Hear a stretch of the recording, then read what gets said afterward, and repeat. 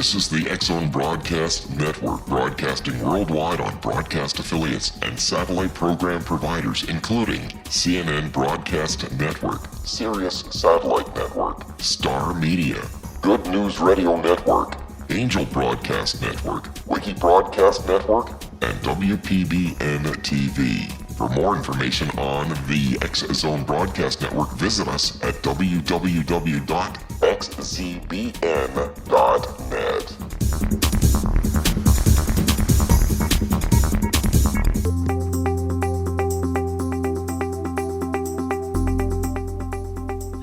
Welcome to The Secret to Everything. I am Dr. Kimberly McGeorge, and do we have a show for you? If you are a cryptozoology fan, if you love the paranormal, if you love the unexplained, if you love to debate hot topics, then you are in the right place. We are going to be talking to Mr. Ron Morehead. Yes, you did hear me right. I'm going to start off a little different. I'm going to start off with a story that happened a couple years ago. And I asked my oldest daughter, who's now 23, and she lives in Oklahoma. And I said, Brianna, what would you like for your birthday? This is a true story, by the way, Ron. I'm not making this up. And she said, oh, Mom, there's this. Now, don't freak out. I'll explain why in a minute. But she's like, Mom, there's this book I just have to have. I have to have it. I'm like, okay, what is it? And she said, well, it's a Bigfoot book by this guy named Ron Morehead. And it's called, Voices in the Wilderness. And I'm like, okay, great. So she said, but wait. And I'm like, what? And she said, it's like $50 or something like that. And I'm like, well, why is it so expensive? And anyway, long story short, you guys will find out why it's not just a book. It's an experience. And we're going to be getting a super rare treat. You, as a matter of fact, may never get the opportunity to hear sounds like you're going to hear on this show ever in your life. Maybe you will. Maybe you already have, but we can talk about that. I've actually heard some sounds, which I'll be discussing with Ron. But let's go backwards. Before the birthday gift, before the CD, before the sounds, and start at the beginning. So in the history of Bigfoot encounters and investigation, there are things that happen that come to mind for all of those who are in this kind of group, and you guys know who you are. So we have Fred Beck, the Ape Canyon attack in Oregon, 1924. We have Albert Olson's kidnapping in Toba Inlet in Canada, 1924. We have Jerry Cruz track casting in Northern California in 1958. And of course, what would we debate and talk about if there weren't the famed Patterson Gremlin, I'm sorry, I lost my place, film of 1967 at Bluff Creek. And exciting and important as these all are, they remain singular occurrences. So this is kind of a one-shot film, one-shot track casting, well, thankfully, one-shot kidnapping. So what's different about this conversation? What's different about Ron Morehead? What's different about Ron Morehead is that in 1971, along with 5 other hunters, Ron encountered these beings. Some people call them Bigfoot, some people call them Sasquatch, some people call them other things, in the Sierra Mountains of California. And Ron, along with his friends and different people over the years, we'll talk about that, began collecting what has become the greatest body of uncontested evidence in the history of Bigfoot investigation. He has the most incredible recordings. I just heard one, Rob just played one, and you guys, if you're good and you stay with us, you'll get to hear one too. It is a little, I heard it quietly, turned down for the first time. I'm like, that's not so bad. But Rob, for some reason, jacked it up. And it's kind of blood-curdling on second listen. So we'll see what you guys think. Absolutely clear, incredible recordings. And he has had these verified with exhaustive analysis over the years by many different experts, and you can get the book and you can read about that, and he can tell us about that as well. So these are verified recordings. These are not hoaxes. These are the real deal, and you get to hear the real deal. And we have the real deal with us. We are so privileged. So we have the sounds, we have the sightings, we have reoccurring tracks and hand impressions that Ron has made over the years. And there's no mystery of the origin of the sounds. Different people, I don't know, I'll have to ask Ron if he's seen them himself, but have caught glimpses of these creatures. But the cool thing is the story doesn't end there. I know I'm right up against the break, but I still want you to hear, and I love Ron's voice too, so well, we'll give you a little treat. You can listen to his voice. I like his voice. So we're going to introduce you to the man who has researched this topic for 45 years, not a newbie, considered one of the world's foremost experts at this current time. Mr. Ron Morehead, welcome to The Secret to Everything. Well, thank you very much, Dr. Kim. How are you doing today? I am wonderful. Did I do a good job, like kind of building up to the introduction? You did great. I'm glad I sent that to you. Yeah, so you are no stranger in my house, and you're no stranger in many houses. And like I said, we are right up against the break.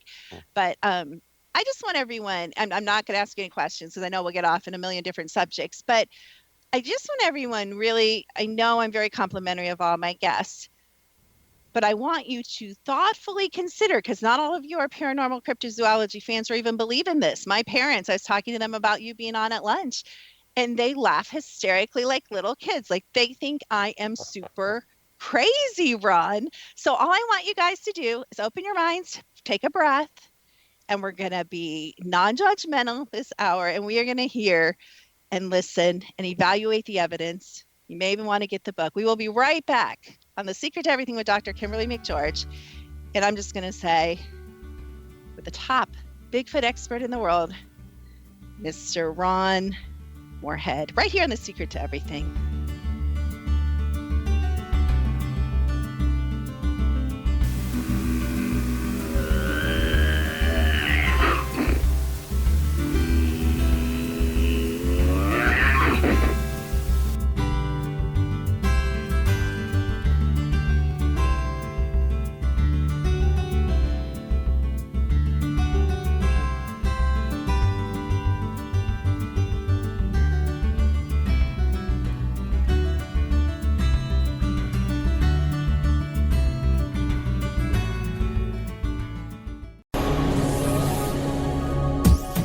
This is the X-Zone Broadcast Network, broadcasting worldwide on broadcast affiliates and satellite program providers, including CNN Broadcast Network, Sirius Satellite Network, Star Media, Good News Radio Network, Angel Broadcast Network, Wiki Broadcast Network, and WPBN TV. For more information on the X-Zone Broadcast Network, visit us at www.xzbn.net.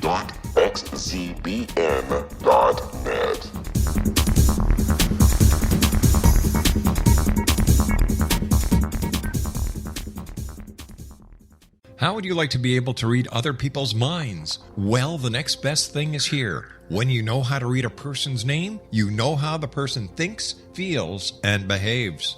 Each letter in our name holds a key to unlock our true essence. Our name contains both our gifts and challenges in this lifetime. Mnemology science discovers personality secrets hidden in the placement of the letters of our names, including the first and last impression people remember about us. Sharon shows us how to interpret the arrangement of letters as outlined in her book, Know the Name, Know the Person. Sharon Lynn Wyeth created mnemology science after 18 years of research and testing her theories, and has supported thousands of people around the world in understanding themselves and others better. You'll enjoy Sharon's unique teachings as she shares her system to learn the gifts behind your given birth name. Even if you don't like your birth name, there are jewels in this book.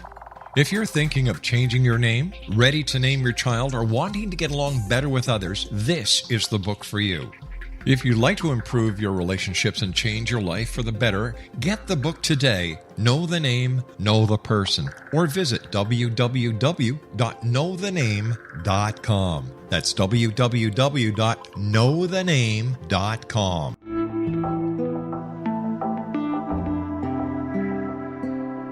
Take a step back in time and discover old Florida cuisine at Marsh Landing Restaurant in Fellsmere, Florida. Enjoy delicacies such as frog legs, gator tail, catfish, and swamp cabbage, or enjoy the more traditional cuisine such as hand-cut Angus steaks, ribs, and seafood. Join us for breakfast with a southern flair featuring sweet potato pancakes, biscuits and gravy, and much more.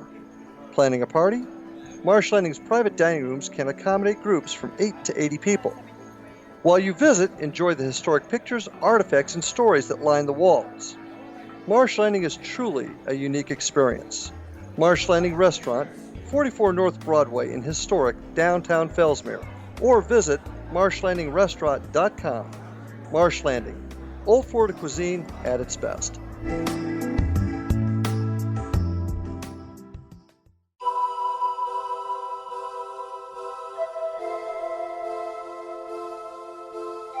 If you're a seeker, don't miss the inspiring book Shamanic Awakening, Between the Dark and the Daylight. This remarkable work chronicles shamanic counselor and indigenously trained dream decoder Sandra Cochran's 35 years of experience with diverse wisdom keepers throughout the Americas. Sandy's initiations across the British Isles, Turkey, Greece, and Egypt, combined with her knowledge of symbology, psychology, and myth, influence her dream blog and workshops. Sandy offers private readings, sacred international journeys, a meditative CD, and her book, Shamanic Awakening, to encourage you as you navigate your earth walk and create a deeper connection to yourself.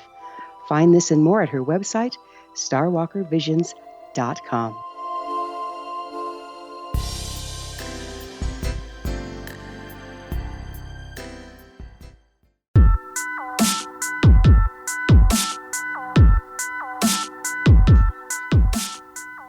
Welcome back to The Secret to Everything. This is Dr. Kimberly McGeorge. And I really wish this was a 20-hour show in this case, because I think I could talk to Mr. Ron Morehead probably for the rest of my life about all my twisted and controversial Bigfoot, dogmen, and various theories, which I'm sure people do.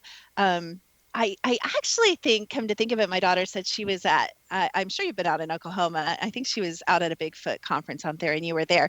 I said, oh, did you talk to him? And she said, I couldn't even get near him. So we are so privileged. I just want to thank you for your time and thank you for your willingness and your generosity of spirit. And I just love you and thank you so much for being here. And thank you for all the work you've done in this field. So we'll start out buttering you up. not that I think you need to be. So some people are, like I said, this isn't just a crypto or paranormal show. So some people are listening to this because they follow Secret to Everything or me, and they're saying, oh gosh, here she goes again, another one of those crazy, wacky shows. So let's start at the beginning. How did you come to be interested and passionate and so carefully document all the things that you've learned, the castings and the voices and, the photographs of the site? How did you even stumble into this? Start us off at the beginning. It started for me, Kim, in 1971. I was part of a hunting group that hunted back in the remote areas of the Sierra Nevada mountains.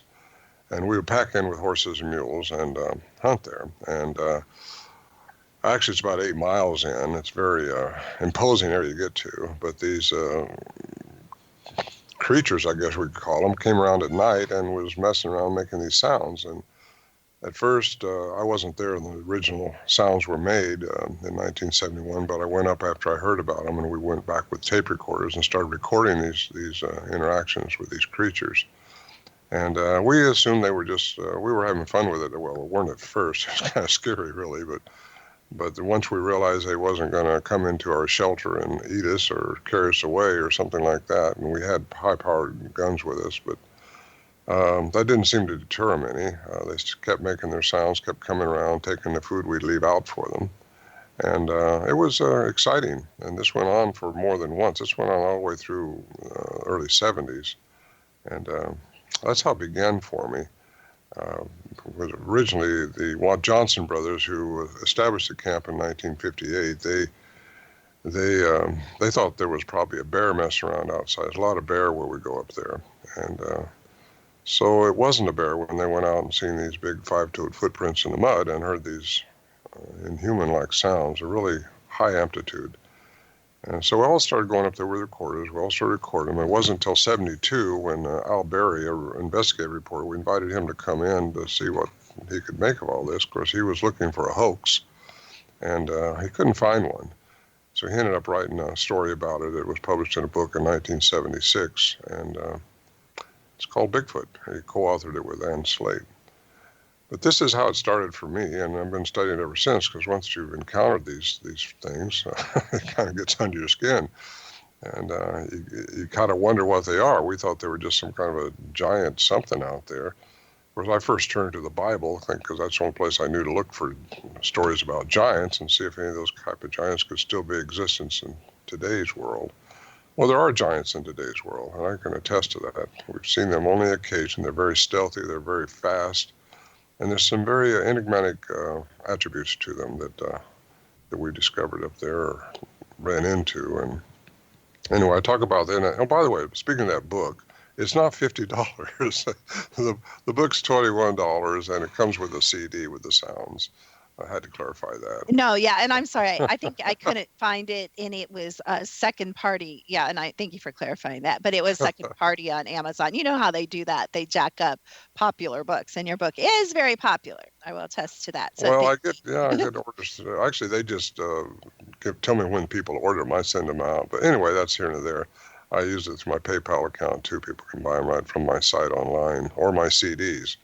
And so anyway, that's how it started for me. And it goes on from there. I started studying and looking into it, and we ran across issues up there that we just couldn't explain away with classical science. And of course, classical science demands certain things in their model that they have, which is a three-dimensional paradigm.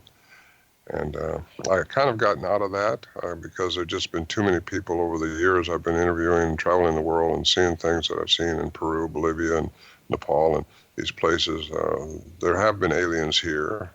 I know that. I've seen their remains. And been scientists were with me, and they attested these were not human by the human definition. And so anyway, I've kind of opened my mind up, and that's what I would request anybody. I don't go to these meets and to these conferences and try to convince people that Bigfoot exists. Most people who go to these things already think they exist because they've seen them. Something like it's happened, so there's no doubt in their minds. It's the ones who haven't been looking into it that are skeptics. And there's nothing wrong with being a skeptic, but once you've encountered them, it kind of takes that away. And that's what happened to me and these other guys that I was with. Well, Ron, when you first began, at the beginning, when you first had your encounter, and you must have been familiar. Were you already familiar with, living out in that region with the Bigfoot myth? You because you assigned Sasquatch or Bigfoot kind of to that fairly quickly. And if you read the book, you didn't really try to explain it away. You kind of started figuring out it probably was that creature right away. So were you already predisposed, I guess is what I'm asking, to believe the legends or the stories? Had you heard from other hunters? Not that much. I was just a businessman, and like all of us were involved in our daily routines in the San Joaquin Valley. We go up here about 100 miles away into the Sierra Nevada mountains, and just kind of, you're free, you're away from everything. It's kind of relaxing, and we were relaxed and enjoying the area. It's real pristine there. I was not predisposed to a Bigfoot until the Johnson brothers came out and said there's something up there with a Bigfoot. And we've seen it. So we went up there, and that's what was happening. These things kept coming around, and we started recording them. And the investigative reporter that I mentioned, Al Berry, who went in there, he started actually documenting this stuff. And he finally found the University of Wyoming to study these sounds because he knew what needed to be done. And we were basically just hunters. I don't hunt anymore, but that's what I did then. And the University of Wyoming, Dr. Curlin, did a year-long study on these sounds and presented them at the British Columbia, at the Vancouver College up there. And anyway, a book was finally written about it in 1982, Man Like Monsters on Trial, giving his full report. But he decided, or in his study, found out that these were made at the time by the tapes that Al Berry had. They were made at the time. They weren't pre-manufactured. They weren't speeded up. They weren't slowed down. These are actual credible sounds made by something that can go outside the human range of vocalization. And they can go inside the human range and below and above it. They have a very flexible vocal mechanism. And it wasn't until 2008 till a Crypto-Linguist heard this on a site, and he came out all the way from Missouri. Crypto-Linguist, by the way, is someone who's able to transcribe language from an unknown source. He can't interpret it, but he can transcribe it as a language or not. And he's trained by the Navy as a crypto-linguist, and he had to interview us, and he did, and he started studying these, and he declared in 2008, after he'd done this, that they have a complex language of their own. This is language that they're using, and what you heard at the beginning was not language. That was just an aggressive sound, but I have tapes and sounds that are definitely chatter back and forth, just like you mentioned in Albert Ostman's story that John Green, who was a Bigfoot, who's passed away now, but Albert Ostman was kidnapped by, supposedly by a male and carried to a place into British Columbia, held captive for a few days before he was able to escape. And he gave some pretty detailed accounts of what they looked like, what they were doing, the chattering they did. He didn't know what he was there for. He didn't know if he was going to be eaten or if he was going to be what he was there for. Maybe to be a mate for the young one that was there. There was 4 in this area where he held. So it's quite a story. I got that in my new book coming out next month, and it's about the Albert Ostman. But it's quite compelling. I flew up there in my plane with a couple other people to examine the site if we could find it, but we never was able to find the site. We flew into Camel River and had a helicopter ready to take us to this area where we thought he might have been talking about, but we couldn't find it in my plane, so never went back looking for that. Well, so before we get too past because you just talked quite a bit about the vocalization, we have 2 clips. Would you mind setting up the clips for us, beginning with, leading up to the language one, but beginning with the growling one that we already heard? Can we reset that up and kind of tell me at what point in your exploration you recorded that? And were you terrified? Answer that question. Well, there's more of stuff just like that. That's the kind of sounds they made in 71 and 72. And it wasn't until 74 until we got the more interactive vocalizations where you hear me yelling out at them and them yelling back at me. And that's the first time I ever got a glimpse of one was then. So I knew by then they probably weren't going to hurt us. They were trying to communicate something. But the first one is the growl, and it's just a display sound as far as I can tell. And it's not language. Okay, Rob, if you wouldn't mind playing that for us right now, that'd be great.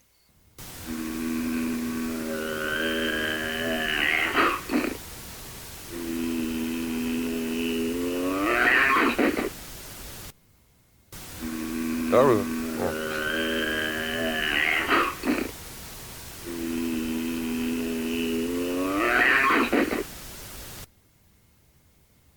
Yeah, that goes on and on.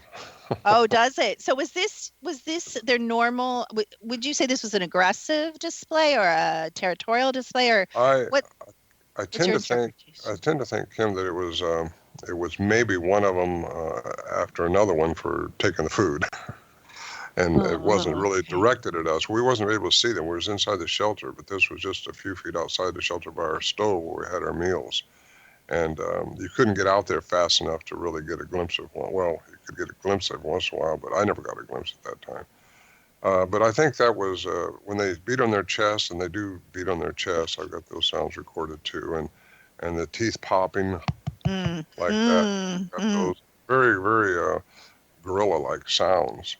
And but then you get into the chatter, where they really high-speed chatter, rapid fire, back and forth to each other. And they were doing those things. And all this got recorded, and that's what got studied at the University of Wyoming, and assessed that the tapes were genuine. And of course, if it had been pre-recorded or something like that, you would have heard a 60-cycle hum in them. There's a lot of technology went into studying these tapes, and so it's compelling enough to make people should want to turn their head and listen to it, because it's quite revealing. These things are out there, and what they are and what they're here for, because I believe them to be sapient, not just cognizant, but sapient. And only humans are supposed to be sapient, the wisest of the wise. But these things are able to stay ahead of every trick we tried to pull on them to get more evidence. We couldn't trick them with camera traps. We couldn't trick them with infrared. It seems like they were aware of what we were doing by some way. And of course, at first we were just thinking they were some kind of a wild animal out there that hadn't been found yet, and we're finding them. Look at there. Absolutely. And we are going to go into much, much more, including some more details of what Ron thinks these creatures are and what their abilities are. I've really changed my opinion on what these things can do. So we'll discuss that when we come back right here on The Secret to Everything. We have Ron Morehead from BigfootSounds.com, author, researcher, and much, much more right here on The Secret to Everything.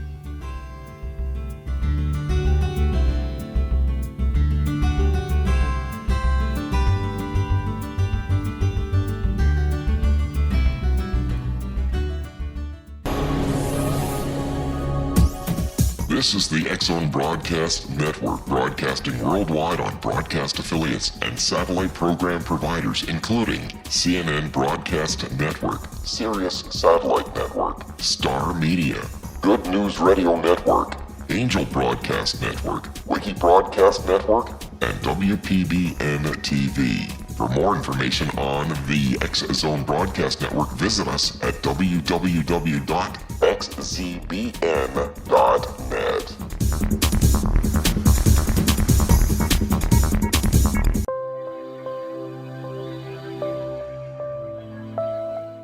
There's a legend shared by many indigenous cultures of a time when the nations were cast to the four corners of the world. Each nation was given a body of sacred knowledge that held a different portion of the truth to preserve. True reality could not be known until all the nations reunited, combining the information. If a single one was missing, the world could not be reborn and darkness would prevail. The Science of Magic Radio is dedicated to reuniting the sacred knowledge. With the understanding, none of us has all the answers, but together we can open new perceptions and possibilities. Through our combined vision, the world can be reborn into a place where darkness no longer prevails. Join me, Gwilda Wiyaka, and the Science of Magic daily on the X-Zone Broadcast Network, xzbn.net, or visit us at thescienceofmagic.net.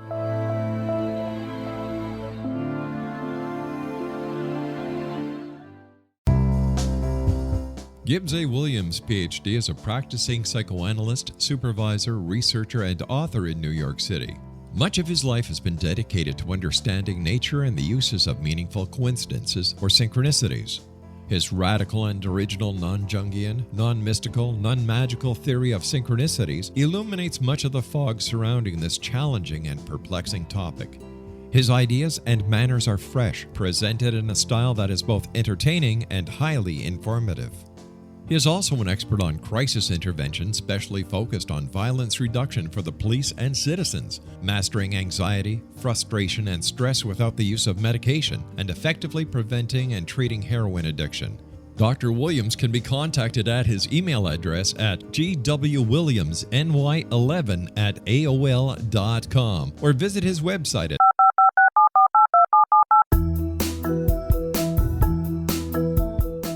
Did you know that when you're on the road with limited data or Wi-Fi, you can still listen to the X-Zone Radio Show with Rob McConnell, The Science of Magic with Gwilda Wiyaka, X-1, Dimension X, Space Patrol, and every minute of the X-Zone Broadcast Network by calling 213-401-0080, courtesy of Audio Now. No smartphone, app, or internet needed. It saves your data plan and it's free if you have unlimited minutes. Call 213-401-0080 to listen on any phone, anytime, anywhere. Remember 213-401-0080 for the best of the paranormal, parapsychology, and sci-fi radio programming anywhere, 24/7, 365.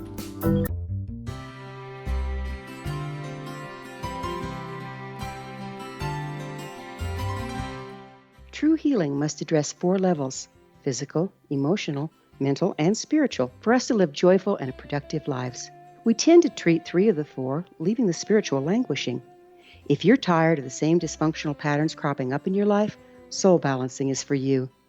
Trixie Phelps, owner and founder of Soul Balancing, is a naturally gifted energy healer trained in numerous esoteric forms, including shamanism. Trixie has created a powerful modality that safely and effectively clears your energetic field. A soul balancing session can remove interference, heal trauma, and restore your hope. Contact Trixie for a life-changing long-distance session today, www.soulbalancing.world.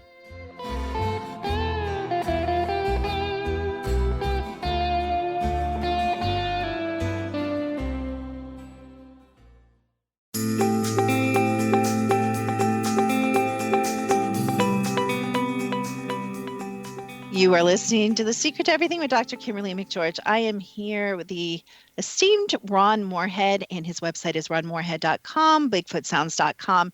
He is the author of Voices in the Wilderness. He's going to be the author, already is, probably, it's just not out, The Quantum Bigfoot. Can't wait to get into that. And he has recorded many CDs and sounds of these very elusive creatures. And some of these recordings are just absolutely so clear. It's like the creature is standing in your bedroom. So I really encourage you to go to his websites and check them out. And better yet, grab hold of the Voices in the Wilderness and the Quantum Bigfoot. I'm sure that'll be a huge, huge hit, both in and out of the Bigfoot community. So welcome back to Secret to Everything, Ron. Now I'm going to come in a couple different doors because I know you can hang with me and beyond hang with me, but I want to share a couple of things. I'd never heard a Bigfoot in person. Myself, I went up to a friend's house. She lives outside of Asheville, outside of Silva, in the Blue Ridge Mountains. And it was accidental. We came up the hill, came up the mountain. She lives in the mountain. We came up the mountain late at night, and maybe about 2 a.m, pitch black up there, as you can imagine. All her electricity was turned off. We actually had to turn it on before we went in the house. And we smelled a funny smell, and I know, you know where this is going. And there was a ridge, and I would say the ridge was about 20 feet at the end of the cleared, where they cleared to drop the house in the driveway, and the turnaround, and the road ended, there beyond her house. And I can't explain it, Ron. I don't know if you've ever felt it, but I almost felt like I walked into the most holy place on earth. All of a sudden, the forest got very, very still. And the power factor got very, very big. And I heard, and I know, you're going to know exactly what I'm talking about. And I'm going to do this badly. I'm warning you guys. But I heard the largest humph I've ever heard in my life. And it couldn't have been more than 20 feet away from me. And it's pitch black. So how do I know, right? And the characteristics of these creatures. And I have to tell you, I thought I was going to pee my pants. If you had told me that was going to happen, I would have said, well, I'll just pass out. I'll faint. I'll pee my pants. But it was one of the most holy moments in my life. Do you kind of know what I mean? Like, there was this wonder and this awe and this respect, which I think you were alluding to when you were talking about their wisdom and their awareness. I think I know exactly what you're alluding to and what you're saying. I hear this over and over for the last 40 years. I've heard this from people, how they feel something, how the hair stands back on the back, how they want to pee their pants, all that stuff, And it kind of got me towards quantum physics because there's more than just that going on with these things.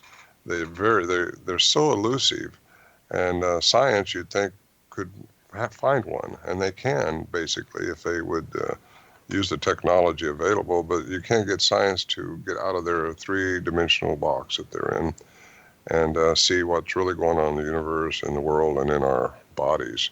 There's a lot of answers to these questions when you feel something. I know I've had that happen to me up at our camp. Warren and I, Johnson, we knew one was right out there close by. We was going to jump out of the shelter door right quick and head up there, and we're going to see it run away because there's a bright moonlight. 8,400 feet is where our camp was, and at that time you could have read a newspaper out there. So we jumped out of the shelter, both of us together, probably 15 feet apart. So I walked up towards this huge tree where we thought this thing probably was. And we both got stopped in our tracks by some type of a force field. And I don't know how else to explain it other than we could not move forward.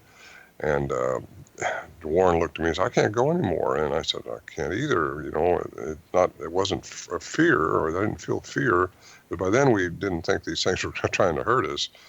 So we could only go backwards. That's what we did. That happened to me another time. It's happened to some of the other guys at different times up there. But it's like they can entangle you quantumly. And if you know what that means, quantum entanglement is when they can manipulate you, basically. And that's my explanation. When I explained this to a scientist later on who I knew quite well, he said, well, I don't like to hear about fear.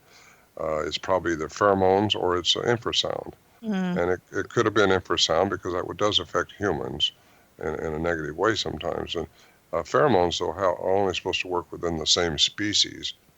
But then now, according to some geneticists, these things may be half human. And if they are part human, then maybe the pheromones could have done that. But something definitely did it to us. And that's just one of the little mysteries that went on up there. And we still have mysteries. I was up there this last summer, and we had something go on. And it just, a big light just goes right by. It's a cylinder-type light, bright. It was controlled, whatever it was. And that's all. But how do you explain that in classical science terms? So, I get into all these mysteries and try to answer them with the science that's available. And the science that I think is going to bring this openness up to people's minds, if they'll keep an open mind, is quantum physics. It was ascribed to by Einstein, equals mc squared, and all these physicists who I quote in my book to bring the science into answering some of these enigmas. As far as some people say, well, I saw them disappear. I've had so many people tell me they saw them disappear. Well, a long time I used to just write those people off, and well, nothing would just disappear. You got to see where it went. But no, there's a science behind that, and it's called vibrational frequencies. And if you can get out of the light's vibrational frequency, you're not perceptible to the human eye, which is only seeing because of light in our 3 dimensions. Am I So, talking too so Ron, fast? I take it. No. You're the right audience. I am all about frequencies. I've studied frequencies for the last 17 years, and actually, we're kind of meeting at a crossroads right here because I believe that my work with frequencies has, and I know this is okay, you guys, I'm crazy, so I don't have to apologize for being crazy, but I think the creatures have come to me because I have a lot to share with you, and I wonder if it parallels some of your observations. But first, I have to ask a question that I know the audience would want me to ask, which is, I take it you believe in the slang Bigfoot community term called cloaking. Yeah, that's a good slang word for it. Yeah, so that's what It's we're talking vibration. about when It's they vibrational frequency. Yeah. right. And possibly, I would explain it as possibly, my theory would be they could raise or lower their vibrational frequency, because we know when you lower a vibrational frequency, things become more solid and dense. When you raise a vibrational frequency, you can walk through a wall. If you could, and some people can, or you can levitate, is a good way of explaining that. You don't know this about me, but I happen to use technology a lot in my work and in my study. And one day I decided to take a picture a friend of mine had taken. They have a habitation site in their yard in North Carolina where I live, and take a picture of a very clear picture of a male Bigfoot. And I decided to direct my RF photography onto that creature, which this happened to be a fairly solid picture, not a cloak or, what is that blob type picture. This started me on my new thing, which is taking RF pictures of these creatures. And since energy knows no time and distance, I can also take an RF picture and get the same result from a photo, of course, because that's an electrical frequency imprint of what? The energy of the thing that you take a picture of. So I don't want to go too deep. I know you can keep up, but the audience is like, what? I love what you're saying. Keep going. I Well, love let it. me tell you what I It's right where I'm discovered. at. Let me tell you what I discovered that was so, it just opened up another layer of my mind toward the interdimensional world of these creatures and Dogman and everything you want to throw in there. The aliens, or maybe even reptilians, and we can go on and on, the Fae, the elementals, on and on. But these creatures, I'm specifically talking now, you guys, about Bigfoot. I've also done it with Dogman. Different result. Most of the time, we get what I would call a psychic, spiritual, high frequency aura. They are either extremely psychic, and of course they're different like humans. I mean, you would agree with that. Animals, you guys know animals, your cats and dogs have different personalities than your horses. Same thing with these creatures, of course, if they're creatures or humanoids or whatever you want to call them. And they're also healers, so they either come up half and half, they come up all psychic, or they come up healers, and they come up very spiritually connected with open third eyes and balanced crown chakras. Knock me over with a feather. I love it. Are these creatures wise? Well, they know what everything except humans know, or we should know. We're all really one energy. And if you can vibrate on a certain level, you can communicate. And I think what you're saying is tremendous, and I'd love to know more about it, just to hear what you've got to say. But there's these enigmas been associated with these things, and it all falls into the quantum realm, in my opinion, and they can be answered all the way from the cloaking to some of the sounds you hear. I'm woke up. These things are with you all the time, and time, it doesn't exist except for us, as we know. Yes. It doesn't really exist. It's only because of what we have to go through, like a river with water flowing down. But these things don't know time if they are interdimensional, and I believe some of them are. I don't think they're all the same. I don't think they're all the same genome.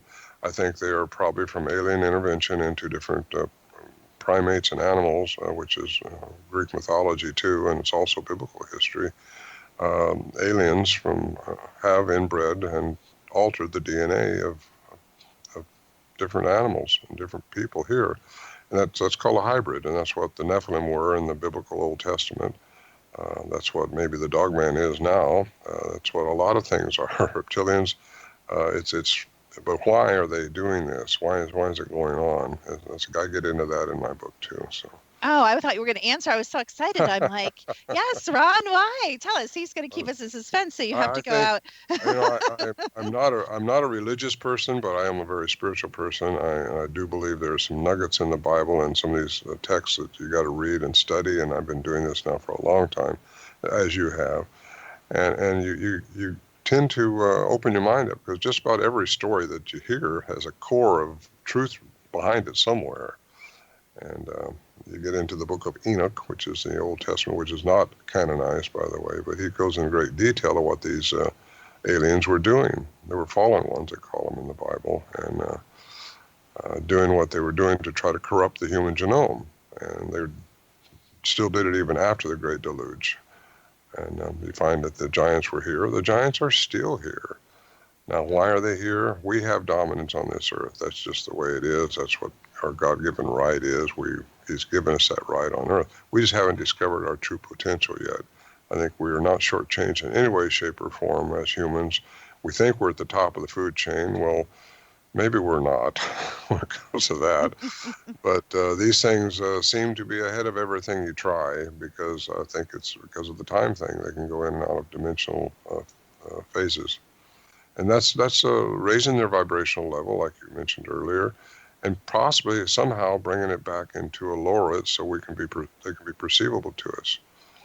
When they get out of it, they're cloaked. They're gone. They're not really gone, but their energy's around. Just don't see it.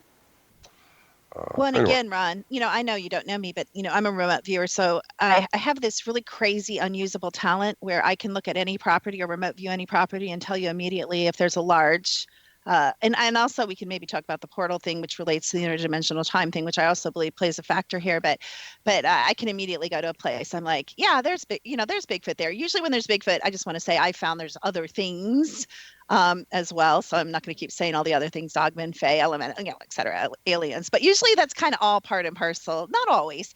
And we're running up against a break too. But I've been looking at property all over North Carolina, and I am telling you, my mind is blown. Either I just got awakened with a special ability, or this earth is literally crawling with these creatures, Ron. And I want to get your perspective of this on the other side of the break. Not only that, but I have a whole family that I actually go and gift to, and it is off a very, very, very busy road that goes right through Winston-Salem, North Carolina, behind fast food restaurants. So we'll talk about that on the other side of the break right here on The Secret to Everything with Ron Morehead. Amazing. One of the foremost Bigfoot experts in the entire world, and Dr. Kimberly McGeorge right here on The Secret to Everything right after this break.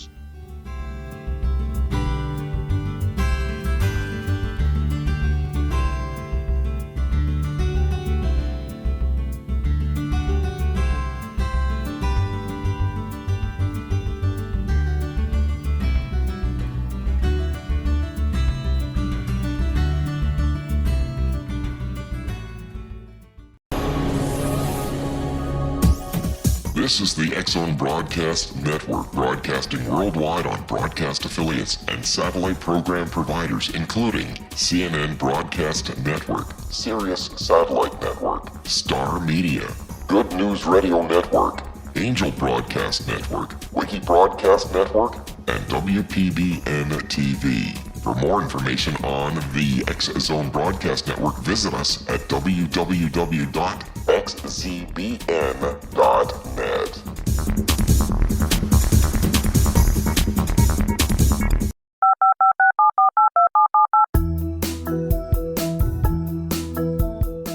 Did you know that when you're on the road with limited data or Wi-Fi, you can still listen to the X-Zone Radio Show with Rob McConnell, The Science of Magic with Gwilda Wiyaka, X-1, Dimension X, Space Patrol, and every minute of the X-Zone Broadcast Network by calling 213-401-0080, courtesy of Audio Now.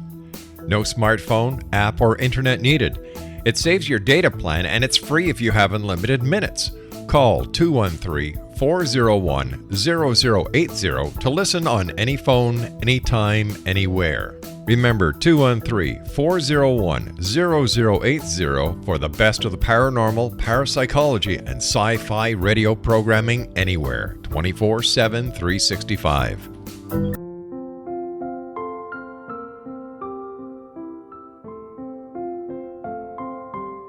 I am Dr. Carl O'Helvey, founder, president of a new cancer foundation focusing on evidence-based physical, mental, and spiritual interventions, including natural cancer cures, prayer, meditation, affirmations, nutrition, and other related holistic cancer prevention and cure modalities.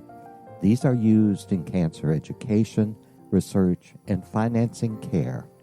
I ask for your help to continue this important work by donating at www.holisticcancerfoundation.com.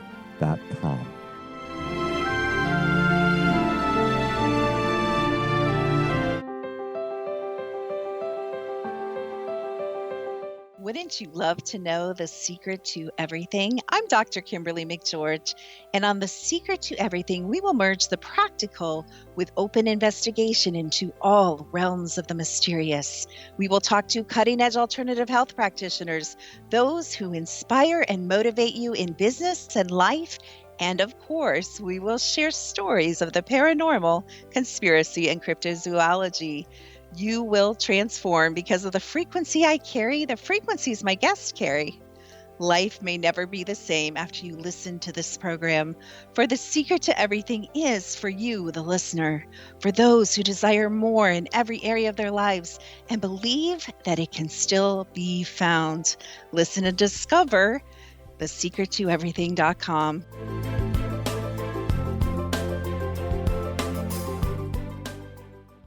Little children aren't the only ones afraid of the dark. Millions of soldiers return from war zones with PTSD, anger, frustration, fear, and loneliness, much of which surfaces during the darkness of the night. You have the chance to change the lives of these American heroes. Songs and Stories for Soldiers.us provides free MP3 players for these men and women. With a list of 3 million songs in 16 different styles, 100,000 audiobooks, and 30,000 old-time radio programs, every veteran can find something to soothe and comfort them at no cost. All our players contain an 8-hour audio program designed to help veterans fall asleep. With 1,500 plus vets now participating, it's our goal to deliver 10,000 audio players this year. Go to our website at songsandstoriesforsoldiers.us. Help us help a veteran make it through the night.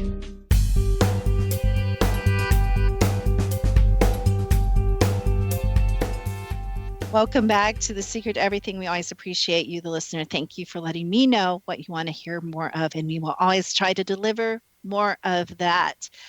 We are so honored to be here today, and the hour has just flown by because I found a really kindred spirit here in Mr. Ron Morehead, not surprisingly.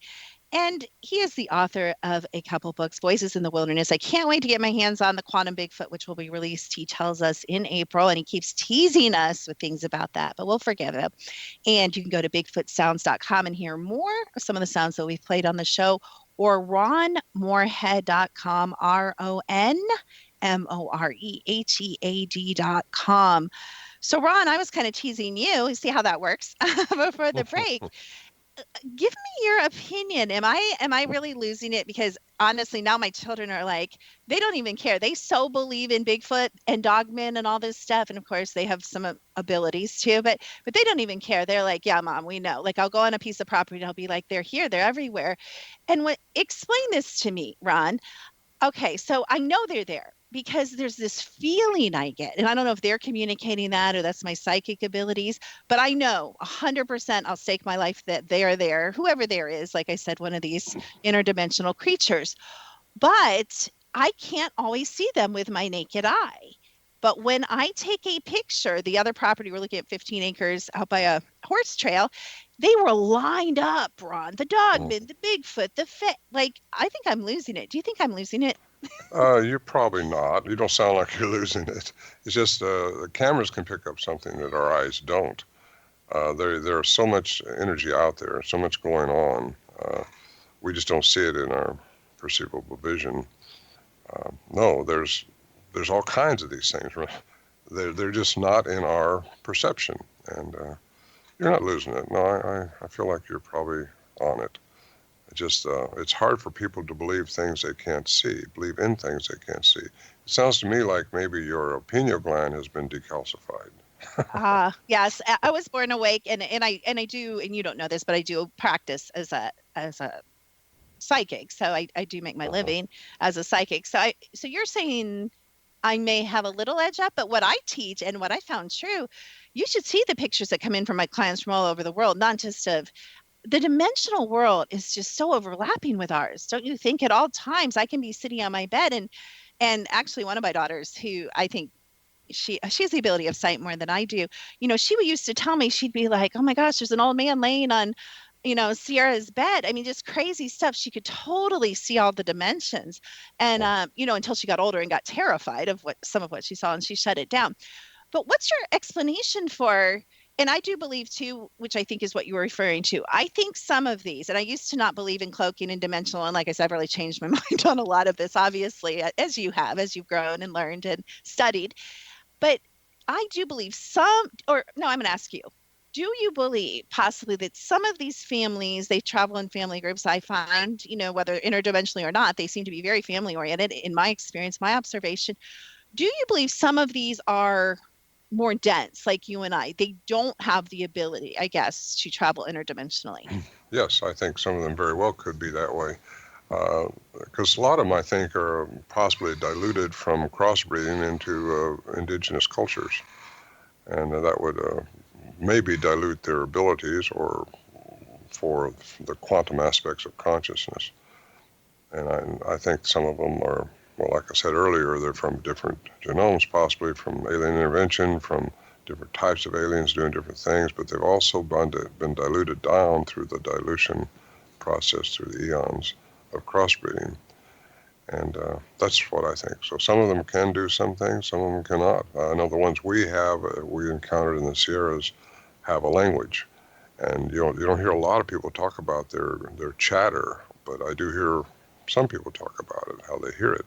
Most of it are yells and screams, and maybe it's a young one looking to get away from his clan to find a mate or something like that, or maybe it's a female trying to protect her area from a young one or something.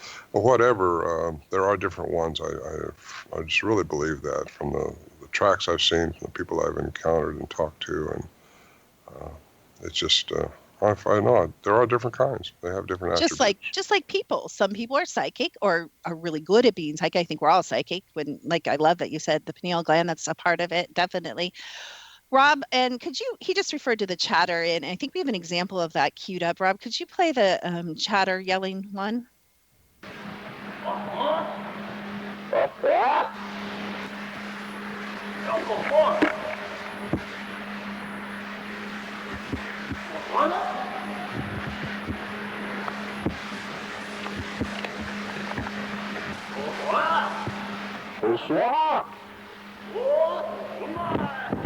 Right there, just see movement right through there. I love that one because I think it's just so sincere. Like you can just, I can go there, of course. So I go there with you. I go back in time on the timeline. That's a whole nother show, you guys. And I remote view, I'm there with you, but it's just so genuine. Like you can hear how serious you guys are, and you guys are making observations. It's just so cool. I love that. Yeah, this happened 2 years after the other sounds, 2 to 3 years. This was one of the first times they really interacted with us while we're outside our shelter walls. And we was out by the stove. It was just me and another guy, our packing buddy, that we brought the supplies in with our horses and mules. And these things just started popping limbs and popping rocks and stuff like that. And we knew we was in for the night, having some interaction, but they hadn't been this bold before this night. I got my little tape recorder out of my saddlebag, basically, and turned out that's why the quality isn't quite what the other ones were. But anyway, it was an exciting night, and we both got glimpses of them that night and heard their sounds. So, like I try to tell people, well, I know it was Bigfoot. I never heard a sound like that before. Well, did you see it make the sound? That's a big question. If you don't see what did it, you can't really say 100% that's what did it. But that night I got to see what was doing it, and that it's kind of thrilling. So anyway, that was me and him going back and forth, or her, whichever one it was. There were three, we believe, an adolescent, which I recorded, and a mother, or female, and a male. The big male came from real heavy sounds, which I got recorded. So they've been coined as the samurai cry. A lot of people say it sounds very oriental. Well, it does. I don't know why, but it does. So that was that night. And it was an exciting night. Got a glimpse of one. As you travel the world and travel the United States, and I don't know if you're still currently speaking at conferences, but I know it takes time and focus sometimes to write a book. Believe me, mine's still not finished because of that. But do you still encounter yourself? Do you go on some of these at the conferences when they do, Bigfoot explorations? Do you regularly encounter these creatures yourself, or are you okay with looking into the other aspects like we've been discussing here, kind of the quantum aspects? And because you're a believer, like you don't need to be convinced, obviously, anymore. I know it's your passion and you love doing it, but are you still actively researching in the field, I guess is my question. I go out when I feel like there's credible evidence, but still it's quantum. So what are you going to find if they don't want you to find them? My daughter and I, Rhonda, her and I seem to have a frequency that's on the same level, and we go out together. We have things happen. It seems like if we go into the field where we think they might be, and basically they'll come to you. You can't really be the aggressor. I was going to ask you that. Yeah. They have to be the aggressor. So maybe so what do you think? And I honestly don't know. So I'm asking you this genuinely. So if I am seeing Bigfoot on every single piece of property I'm looking at, if I have them, I walk out the door, sometimes my dogs won't go out in the morning. I live in a neighborhood, like it would blow your mind where I live. And sometimes I know they've been in my yard because of how the dogs act. I have the smell and the dogs will not go out when they have been here. And, do you have a why? Why would they come to someone, Ron? Why would they come to you and your daughter? Why would they come to me? Should we pursue that relationship? What's your opinion on that? Because if they're the good ones, and you got to hope they are if they're trying to deal with you. I was going to ask you that question, yeah. Because there's the good ones and there's bad ones. But I don't think it's good and bad like we compare people. I think they're from different genomes, different nuclear DNA within their makeup. The maternal side of them are probably human, because that lends creed to the DNA that we have had looked at, and also the idea that they're hybrids. However, you do have the line of people that think they came from the line of Cain in the biblical, and that was the mark, but that doesn't hold water, so to speak, through the flood. Yeah, I don't agree with that. So you think they're developing a relationship? Do you think it's a warning? Do you think they're protective? Do you think it could be a million things, I guess? Yeah, they may want to tell you something. If you're that in tune through your pineal gland where you can pick this stuff up, and a lot of people are, but you sound like you're very much into it. I'm really analytical, so they have to work a little harder on me. You're a man. Yeah, it's one of those guys. Okay, don't write me, you guys. Don't write me. Well, I can talk to you for hours, but I want you to tell us how to get a hold of you. Are you speaking? Your book's coming out. How can we get a hold of that? Tell us about your websites. And if you are willing to come back, and you have an open invitation, I can take you to where they are in droves. So if you and your daughter or you and some friends ever want to come, I have sites galore I can take you to in North Carolina. You're welcome to stay with me and be my guest, so keep that in mind. Well, thank you very much. That's quite an honor. Yes, I'm speaking next month in Bremerton, Washington, in an international, it's a Bigfoot University it's called. I think it is 22nd of April.